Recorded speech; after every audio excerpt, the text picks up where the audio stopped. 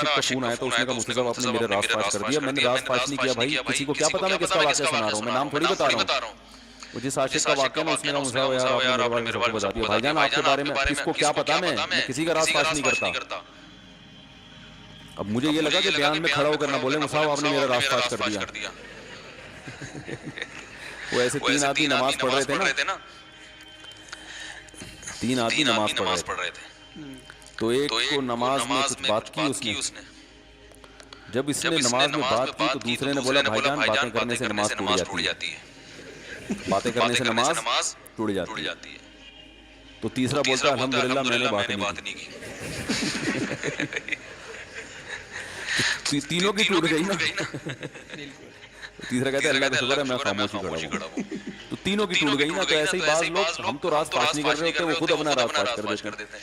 तो एक आशिक का फोन आया, कहने लगा अब पूरे बयान से ना देखना ये क्लिप निकलेगा और हिट भी ये वाला क्लिप होगा। फिर लोगों के कमेंट्स होंगे मुफ्ती साहब क्या आशिक माशिक की मिसालें देते रहते हैं। पूरा बयान एक तरफ, ये वाला क्लिप के लाखों व्यूअर्स होंगे इसके, देखना। और इस पे जो लेबल लगेगा एक सच्चे आशिक का वाकया, ये लेबल लगेगा एक सच्चे आशिक का सच्चा वाकया। तो सच्चे आशिक तो आजकल मार्केट में होलसेल के हिसाब से जो अपने आप को सच्चा, वो सारे इस पे सर्च करेंगे यार देखें क्या हुआ। सेम हमारे साथ भी हो रहा है कि नहीं हो रहा। तो वो मुझे कहने लगा कि मुझे किसी लड़की से इश्क हो गया है, फोन आया मेरे पास, इश्क हो गया है तो मैं क्या करूं, मैं बड़ा परेशान हूं। मैंने कहा भाई अगर हो गया है कोई अच्छी है, अच्छे घराने की है तो वालिदैन से बात कर लो, निकाह कर लो। लन तारा लिल मुतहाबैन मिस्लन निकाह, हदीस में आता है दो मोहब्बत करने वालों में निकाह से बेहतर कोई चीज नहीं। तो हम तो नहीं कहते कि इसको खत्म करो, आप शादी कर लो भाई, निकाह कर लो भाई, हराम हलाल में तब्दील हो जाएगा। कहने लगा कि यार वो मुफ्ती साहब मसला ये है कि उसके अब्बा नहीं मान रहे। मैंने कहा अब्बा को फिर मुझे नहीं फोन करो, अब्बा को फोन करो। जो मैं उसका अब्बा नहीं हूं। तो फिर अब्बा को फोन करो, यही अपनी फरियाद उसके अब्बा के सामने रखो। कह रहे यार बहुत ट्राई कर ली, बहुत कोशिश कर ली, उसके पेरेंट्स मानने के लिए तैयार नहीं। तो मैंने कहा भाई देखो जितने हरबे थे आप इस्तेमाल करके देखो अब्बा अम्मा को समझाने के। कह रहे नहीं मान रहे। मैंने कहा फिर छोड़ो, लानत भेजो। एक चीज मुकद्दर में नहीं है, गलत तरीके से हासिल करने की कोशिश मत करो। शरीफ लोग शरीफों की तरह ही करते हैं ना। तमीज का यही है कि अब्बा अम्मा से बात की जाए। मैंने कहा मैं दुआ कर लूंगा आपके लिए, आपने मुझे कुछ समझ के फोन किया तो मैं भी दुआ करता हूँ अल्लाह इसके लिए बेहतर है तो मुकद्दर फरमा दे। अब्बा को दिल को नरम कर दे। अब्बा को चाहिए वो जब खुद किसी के अब्बा से उन्हें अपना सोचे। अब्बा से मेरी बात, मैंने ये भी कहा कि अब्बा से बात करा दो। मैं अब्बा को समझाऊंगा भाई अगर बंदे में कोई बड़ी खराबी नहीं है तो यार बिला वजह शाम का इनकार ना करो। लेकिन वो बकौल उसके भाई सारे हरबे नाकाम हो गए। तो मैंने कहा फिर वहां से दिमाग हटाओ। ये जो आशिक लोग कहते हैं ना हम दिमाग हटाना भी चाहें तो नहीं हटता, झूठ बोलते हैं ये, झूठ बोलते हैं। ये हटाना चाहते ही नहीं है कमबख्त। हकीकत बता रहा हूं आप, दुनिया में बड़ी से बड़ी मोहब्बत खत्म हो सकती है अगर इंसान चाहे। मर जाते हैं तो मोहब्बत खत्म होती है कि नहीं होती? देखो जब मियां मरता है, जवान शौहर मर गया किसी खातून का, बूढ़े को तो वो चाहती है कि बाज़ दफा तो भाई अब इसको निचोड़ तो लिया हमने पूरा, पेंशन मिलेगी अब तो हमें, प्लॉट भी दे दिया इसने, घर भी मेरे नाम कर दिया, बच्चे भी बड़े कर दिए। बाज़ खवातीन क्या करती हैं, जवानी में मियां को निचोड़ने के बाद बुढ़ापे में बहुत सताती है। भाई सब खवातीन की बात नहीं कर रहा मैं, लेकिन बाज़ खवातीन ऐसा करती हैं, वो बुढ़ापे में मियां को, क्योंकि वो किसी काम का नहीं है ना खांसने के अलावा, तो बच्चों के साथ मिलकर इंतकाम लेती है उससे। ऐसा नहीं करना चाहिए, बहुत बड़ा जुर्म है। औरत गैरतमंद होगी ना तो बुढ़ापे में बच्चों की तरफदारी के बजाय अपने शौहर की तरफदारी करेगी। ये भी अच्छे अखलाक की अलामत है। कहेगी बेटा तुम्हें जो मैंने इतनी मोहब्बत से पाला है ना, इस शख्स ने मुझे सहारा दिया, घर दिया, इसने मुझे छांव दी, इसकी बेस पर आज तुम्हारे बाजुओं में कुव्वत है। तो गैरतमंद औरत क्या करेगी, वो बुढ़ापे में किसका साथ देगी, मर्द का साथ, शौहर का साथ देगी, बच्चों की साइड नहीं लेगी। वो आजकल बच्चों की साइड लेना शुरू करती हैं, बच्चों के साथ मिलकर उसको सताती हैं, क्योंकि अब बच्चों से मफाद है ना। और गैरतमंद आदमी भी ऐसे मौके पर बच्चों की साइड नहीं लेगा। वो किसकी साइड लेगा, बीवी की। कहेगा भाई पहले ये रफीक है, पहले ये बेटा मेरी जिंदगी में आई है, तुम बाद में आए हो, सही है ना, पहले ये है बाद में तुम हो। तो वही गैरत स्टार्ट चल रही है, क्या करें यार, अब आदमी किस क्या रोना बैठ के ना। तो क्या बात कर रहा था मैं, वो आशिक की मिसाल दे रहा था। तो उसने मुझे कहा कि मसला, उसने कहा कि भाई बात ये है मुफ्ती साहब बस दुआ करें, वो मुझे हर कीमत पे चाहिए। मैंने कहा भाई बड़े से बड़ा गम इंसान, मैंने कहा हाँ, मैं औरत की मिसाल दे रहा था, मियाँ से कितनी मोहब्बत जवानी में उसका इन्ना लिल्लाह हो गया, कैसा रोती है, हाय ये क्या हो गया, हाय ये हो गया, हाय। बड़ा धक्का लगता है बेचारी को, जो सही मोहब्बत करने वाली। हमारे अल्लाह का शुक्र है मशरिकी औरतें मोहब्बत ही करती हैं मियाँ से, तो कैसा रोती है, कितना बड़ा गम। थोड़े दिन के बाद भूल मैंने यहाँ लोगों को देखा है, बाप का इंतकाल हो गया, टेंशन से पागल हो रहे हैं, तीसरे दिन बीलियां लगाते फिर रहे, भूल गया अब्बा का। मायूस कर देना जब इंसान अपने आप को।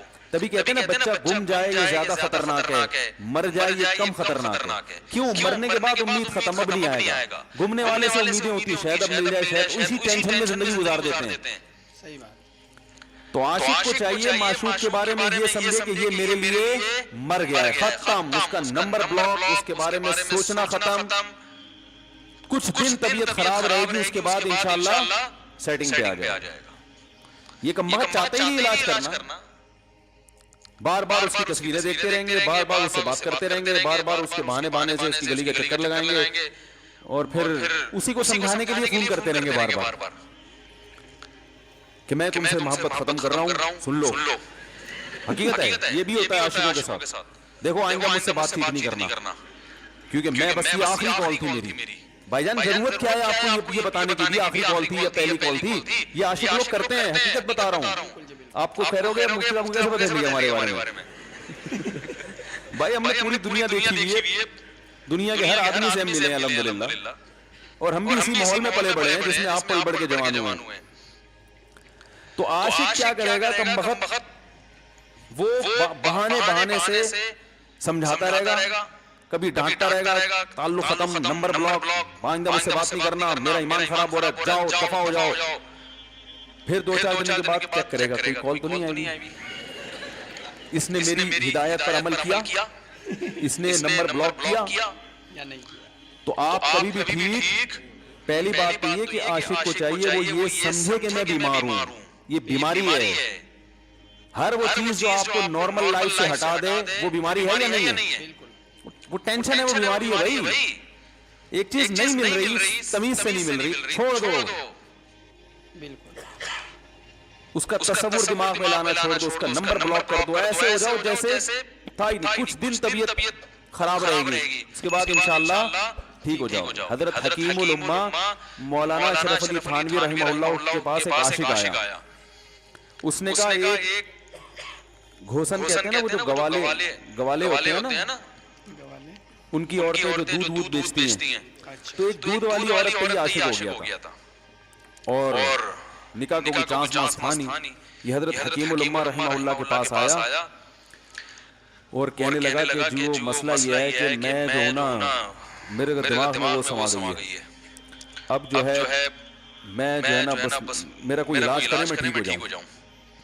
हाँ, कहने लगा मुझे वो दिला दे आप अल्लाह वाले हैं, बहुत पहुंचे बुजुर्ग हैं, तो बस आप किसी तरह अल्लाह से मांगे वो मुझे मिल जाए। हकीमुल उम्मा ने फरमाया कि देखो भाई, पहले तो इस्तिखारा करो। इस्तिखारे का मतलब वो वाला नहीं इस्तिखारा जो आजकल हो रहा है, यानी अल्लाह से दुआ मांगो, अल्लाह ये बेहतर है तो मुकद्दर कर, बेहतर नहीं है तो मुकद्दर हो सकता है अल्लाह के लिए ये बेहतर ही ना हो।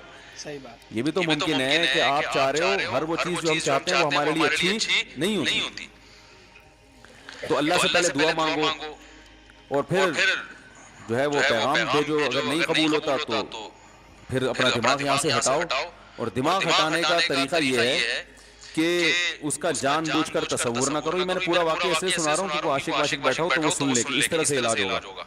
कभी उसका दिमाग में तसव्वुर ना लाओ, ठीक है ना, जान कर ना लाओ। खुद भी आ रहा है तो एक अलग बात है ना, वो तो गैर इख्तियारी चीज है, खुद से आ रहा है तो एक अलग बात है। जान कर ना सोचो उसके बारे में, अपने आप को मसरूफ रखो, उसकी तरफ कभी जाओ नहीं, उस रास्ते से ना गुजरो।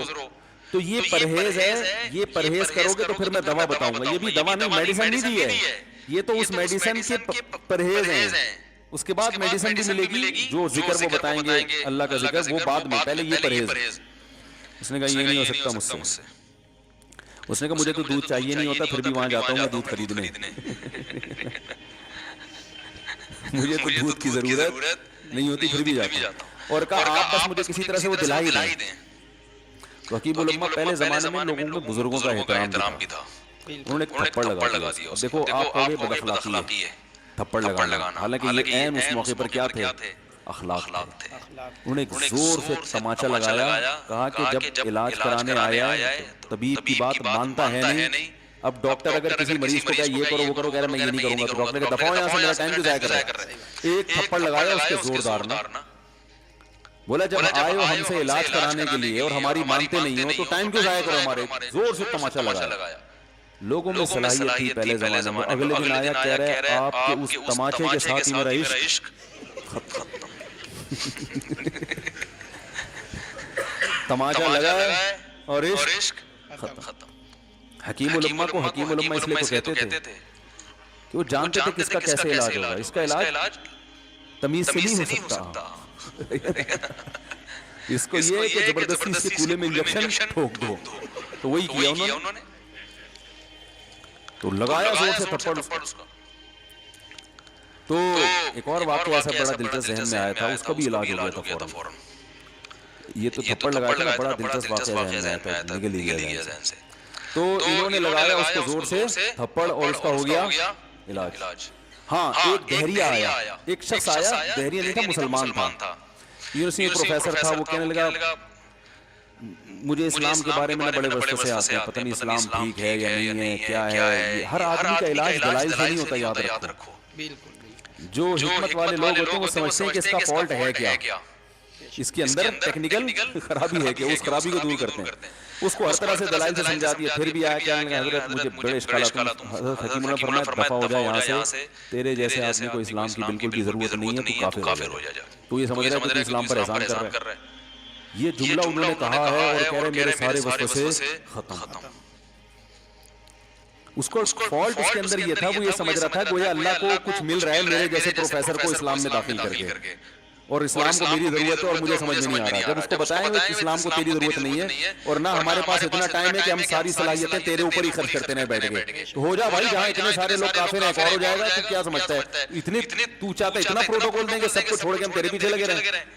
तो उसको अपनी औकात समझ में आ गई, उसको औकात समझ में आ गई, भाई ये मेरी जरूरत है, इस्लाम की जरूरत मैं नहीं हूँ। लेकिन ये आप ना करना शुरू कर दें, कुछ थप्पड़ लगा रहे हैं और ये कर रहे हैं, हर आदमी पे हर चीज सूट नहीं करती। तो इसी वजह से देखो इस्लाम ने बच्चों पे सख्ती करने की भी इजाजत दी है, बल्कि बाज़ मौके पे हुक्म दिया है। लोग कहते नहीं बच्चों से सख्ती बिल्कुल ना करो, बच्चों से सख्ती बिल्कुल ना करो। भाई बाज़ चीजें बच्चे मोहब्बत से समझेंगे, बाज़ चीजों की अहमियत मोहब्बत से नहीं, वो सख्ती से समझ में आएंगी। मैं अल्हम्दुलिल्लाह अपने बच्चों पे हाथ नहीं उठाता, बहुत कम नौबत आती है। एक छोटे बच्चे ने मेरे क्या किया, बगैर परमिशन के ना मेज से 5 रुपए उठा लिए। बच्चों को हमने बताया था कहीं भी कोई भी पैसे पड़े हुए थोड़े और ज्यादा, कोई बच्चा भी वालिदैन की परमिशन के बगैर पैसे कहीं से भी नहीं उठाएंगे, चाहे कितने बिखरे हुए पैसे पड़े हुए। होता है ना आदमी बटवा निकाल के रखता है, पैसे बिखर गए। बच्चों को कहा क्योंकि इससे आदत क्या होती है, तो एक बच्चा भी नहीं, बच्ची ने किया, 5 रुपए उठा लिए। मुझे याद है उसको मैंने जोर से थप्पड़ मारा। वो थप्पड़ खौफ बिठाने के लिए कि ये मामूली जुर्म नहीं है। वो दिन आज का दिन कई साल हो गए इस वाक़े को, यानी मेरा ख्याल है 6-7 साल तो हो गए होंगे। पैसे पड़े रहते हैं, कभी कोई बच्चा हाथ, क्योंकि उसको पड़ा है तो सबको इबरत हो गई। क्या हुआ, उनके मिजाज में एक चीज इंस्टॉल हो गई है, सॉफ्टवेयर डाल दिया हमने, इंस्टॉल कर दिया। समझ रहे हो ना क्या हो गया भाई, इंस्टॉल कर दिया। वैसे समझाने से नहीं होता, बेटा देखो 5 रुपए उठाना बहुत बुरी बात है।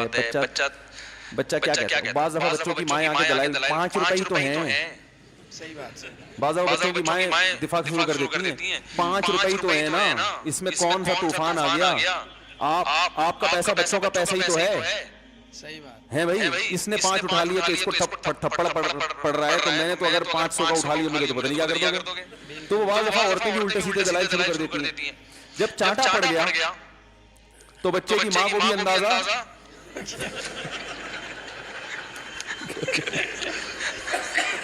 कि भाई ये बड़ा जुर्म है। भाई दलाइल गए एक तेल लेने, सही बात। हमारा यानी ये गोया बाप ने पैगाम दे दिया कि दलाइल क्या है, बच्चा सही कर रहा है गलत कर रहा है, इसके क्या दलाइल है, एक तरफ मैं ये चीज बर्दाश्त नहीं करूँगा। पैसों के मामले में एक्यूरेसी जरूरी है, जहां मोहब्बत होनी चाहिए। हाँ, वो आशिक की बात कर रहा था मैं, तो मैंने उसको समझाया कि भाई अब क्या करो, यहां से ताल्लुक खत्म। तो पता है क्या कहते, रोने लगा, कह रहे हजरत मैं नहीं ताल्लुक खत्म कर सकता, मुझे उससे सच्ची मोहब्बत है, पाक मोहब्बत है, सच्ची मोहब्बत है, सच्चा इश्क। ये फिल्मों से सीखा है लोगों ने, सच्चा इश्क और झूठा इश्क। मुझे आ गया गुस्सा। भाई अब तक तो जो बात कर रहा था ना वो ठीक कर रहा था, इश्क हो गया, इंसान है, हर एक से हो सकता है। वैसे तो बेहतियाती जो लोग करते हैं उन्हीं को ज्यादातर होता है, चलो बेहतियाती हो गई, लेकिन चलो एक जायज तरीका इख्तियार किया ना, कोई हरामकारी की तरफ नहीं गया। निकाह, तभी मैं कहता हूँ भाईजान किसी को इश्क हुआ करे, अगर निकाह की बात करे तो उसको मलामत ना करो। बेटा अब्बा के पास आ रहा, अब्बा मुझे वो कॉलेज में लड़की पसंद आ गई, मुझे इश्क हो गया, मैं शादी करना, अब्बा पटाख करके इस्तेमाल लगा देता, तो तुझे मैंने इश्क माशकों के लिए भेजा वहां पे, इसलिए नहीं था, लेकिन अब हो गया तो इसका एक जायज रास्ता है ना जो इस्लाम ने बताया है। तो अब्बा बिला वजह खैरत का मसला बना लेते हैं इसको, ठीक है ना। तो भाई एक मिनट आओ यार, बच्ची बात दफा पागल हो जाती है इश्क में, तो अब्बा वो गैरत का मसला बना के क्यों भाई क्या हो गया भाई, अगर हो गई है पागल नहीं भी हुई तो पागल होने से पहले उसकी शादी कर दो। अकलमंद बाप ये करेगा, ठीक है ना। तो अपने औलादों को, यहाँ जो वालिदैन बैठे, इतनी सहूलत उनको दिया करें कि अगर वो कहीं शादी करना चाहते हैं तो वो जबान से इजहार कर सके। बेशक बराह रास्त करते हुए शहनवाजी को किसी पर्चा लिख के अब्बा की तकिए के नीचे लिख दें, अब्बा सेटिंग चल रही है। तो मैं नहीं चाहता मैं गुनाह की तरफ जाऊं, मेरी शादी करा दो। और नाम न लिखो अपना, अब्बा को सबका पता होता है कि वो खुद ही पहचान जाएंगे। तो ये जो बहुत ज्यादा सख्ती वालिदैन करते हैं ना औलाद पे, इससे बगावत फैलती है। जायज हक तो उसको देना चाहिए ना भाई। हाँ, वो अगर आपके खानदान में मैच ही ना कर सके, वो यानी वो ऐसी जगह पसंद कर लिया उसने कि वो एडजस्ट ही नहीं हो सकती, तो फिर एक अलग बात है। फिर अब्बा गैरत दिखाएं, बोले बेटा तू, तेरी बीवी हमारी बहू भी होगी, ये हमारी बहू बनाने के काबिल, ये हमारी परंपरा है, ठीक है ना। तो लेकिन नॉर्मली मानना चाहिए।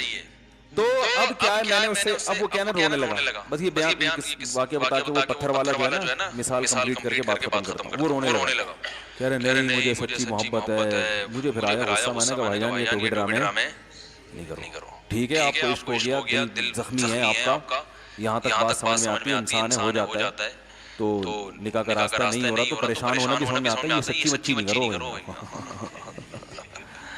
मैंने कहा अपनी माँ से क्यों नहीं ऐसी मोहब्बत, आप माँ नाराज होती है, कभी बातचीत छोड़ दे, तो फिर ऐसा रोना आया कभी? जिसने सारी जिंदगी पाला पोसा जवान किया है भाई, कभी जिंदगी भर साथ नहीं छोड़ती माँ। आप 60 साल के भी हो जाओगे ना, आपकी बीमारी पे ऐसे ही रोएगी जैसे जब 2 साल के बच्चे थे उस वक्त रोती थी। क्या अल्लाह ने अजीब रिश्ता, सारी जिंदगी रोटियां पका के खिलाती रहती है, थकती नहीं है, एक दफा भी कभी पैसे नहीं मांगे। किसी को बावर्ची रखो, फ्री में कितने दिन पका के खिलाएगा रोटियां भाई?